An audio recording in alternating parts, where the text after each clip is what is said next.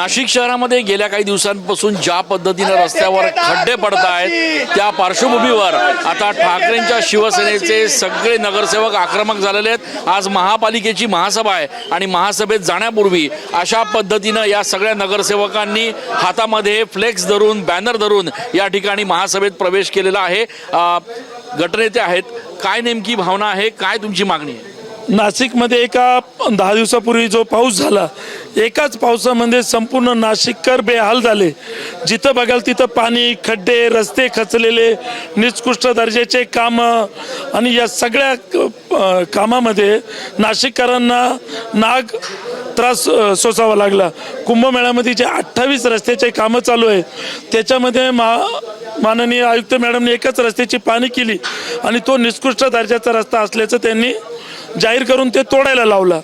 मग जर रस्ता निकृष्ट दर्जाचा झाला तर तुमचे शहर अभियंता काय करत होते, तुमचे क्वालिटी कंट्रोलवाले काय करत होते? आज तुम्ही त्यांना सस्पेंड करणार का, त्यांना तुम्ही निलंबित करणार का, ही आज आमची महासभेमध्ये मागणी असेल। आपण बघतोय की सगळे ठाकरेंच्या शिवसेनेचे नगरसेवक आक्रमक झालेले आहेत।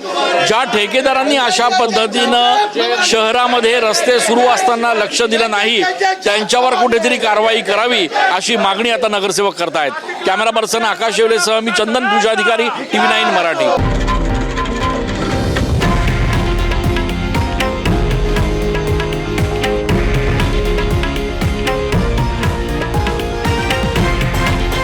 हे आहे देशातील नंबर 1 न्यूज नेटवर्क आणि आपण पाहत आहात TV9 मराठी, एकमेव।